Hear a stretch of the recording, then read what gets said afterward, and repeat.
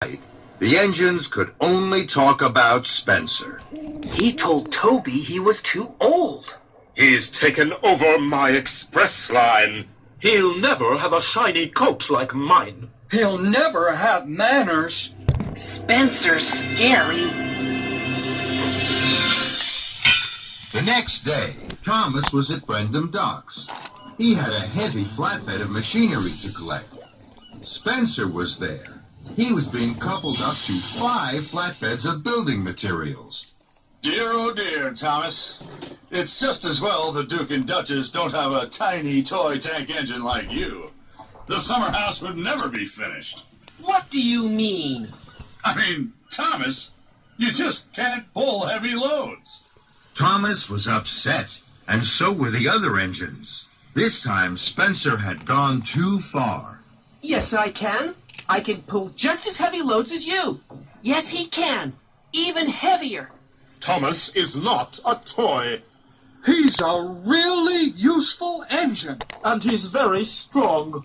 The Sodor engines didn't scare Spencer. An idea had bubbled in his boiler. Very well, Thomas. Meet me tomorrow at dawn at the shunting yards.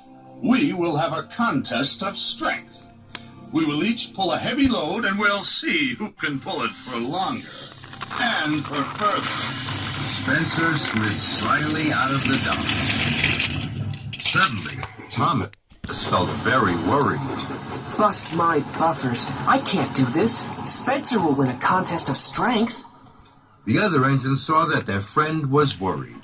You're the #1 engine on Sodor, and you'll show Spencer that Sodor engines are more special than he is. I know that because you're my best friend. Thomas looked at his best friend, Percy. Percy believed in him.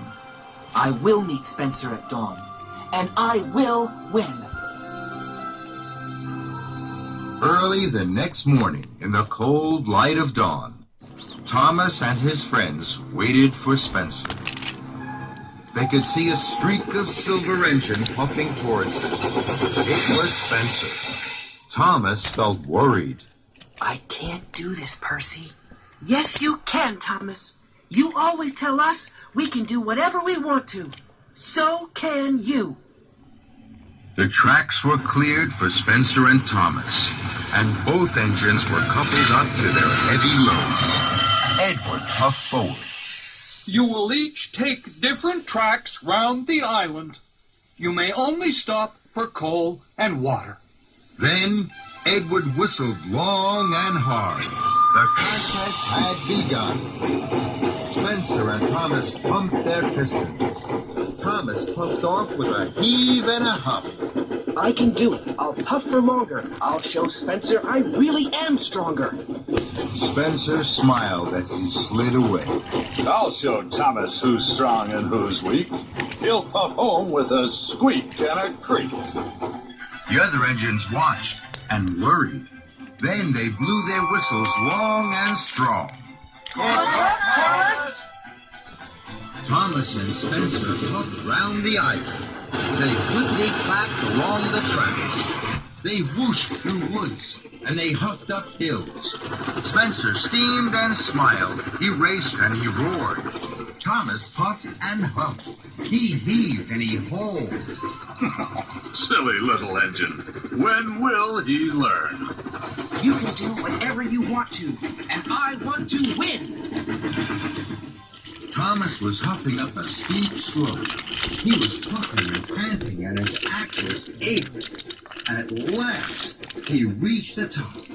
Hooray! I did it! Then there was trouble. There was a clang and a clang. Thomas gasped. Cinders and ashes! I've broken my brakes! Thomas's wheels started to whir and to wobble. He flew faster and faster down the hill. Oh no! Oh, help! Thomas raced down one hill and rattled up the next. Help! I can't stop! Thomas's heavy freight cars pushed him on and on. Through a junction where Spencer was waiting. Blistering boilers. And into some potato cars. Potatoes bounced everywhere, but Thomas sped on into a flatbed of jelly batter. Sticky jelly flew in the air and landed all over Thomas. But still he went on and found himself rolling along an old rickety track. Ahead, Thomas could see a thick wall of bushes. Fenders and funnels, how can I stop? With a scrunch and a crunch, Thomas crashed into the bushes and came to a stop. Flaming fireboxes. That was scary. Thomas looked around. After the racing and rattling, it was very quiet. Spencer will be back at the shunting yards now. He'll be puffing with pride because he won the contest. And my best friend Percy will be wondering where I am. I don't know where I am. Everything was very quiet. Thomas didn't know what to do. Then he heard a voice. Hello? Thomas looked around. There was no one there. He waited, hardly daring to puff. Hello? Thomas looked around again. He couldn't see anyone. The voice seems to be coming from the bushes. Very slowly, Thomas chuffed forward into the bushes. The branches crackled and crunched. Then Thomas gasped. His eyes popped wide with wonder. There, on the other side of the bushes, was a very old engine. It was broken and rusty. Thomas felt scared. He didn't dare speak. Then the old engine smiled at him. It was a little frightened smile, but it made the old engine look kind and gentle, and it made Thomas feel less scared. Hello. Too bad your brakes failed. Doesn't that always happen when you're on a hill? The old engine smiled again. Thomas wanted to smile too, but he was scared. He didn't know whether to speak, toot for help, or race backwards as fast as he could shove. But Thomas didn't move. He couldn't take his eyes off this extraordinary engine. Hello. My name is Thomas. My name is Hiro.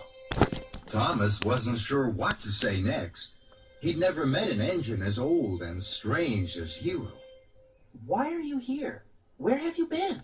That's a very long story. Do you like stories, Thomas? Yes. The little engines in the hills tell me stories all the time. Then, I hope you will like mine. I came here a long, long time ago from another island. I was one of the first steam engines to arrive on Sodor. Thomas was amazed. Where is your island? My island is a long, long way away. There are mountains and snow and sea. There are lots of railways. I was the strongest engine at home. I was called Master of the Railway. How did you get to Sodor? I came in a very big ship. The journey lasted many days and we sailed many seas. When I arrived at the docks, it didn't look at all like home. What was Sodor like then? It was very quiet. I was the only engine on Sodor. They called me Master of the Railway here too. I was very happy. What happened?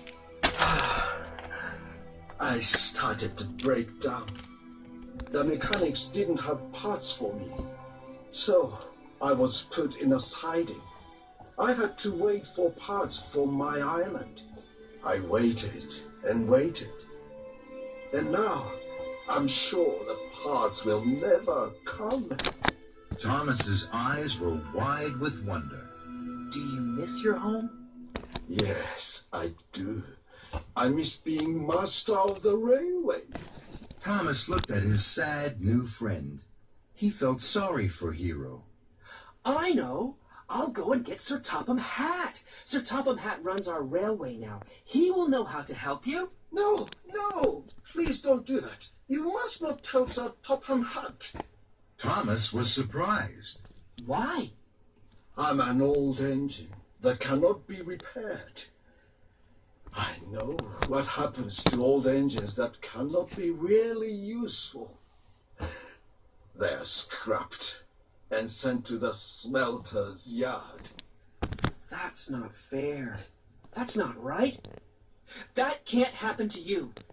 But Thomas could see that his new friend, who was once master of the railway, was now old, alone, and scared. So Thomas made a decision. I will look after you, hero. I won't tell Sir Topham Hatt until you are fixed. You are safe with me. I'm sure I can find the parts to fix you. I promise I will make you a really useful engine once more. I will make you master of the railway again. Hero smiled the biggest smile he had smiled in a long, long time. Thank you, Thomas. Thank you for looking after me. Thomas puffed with pride.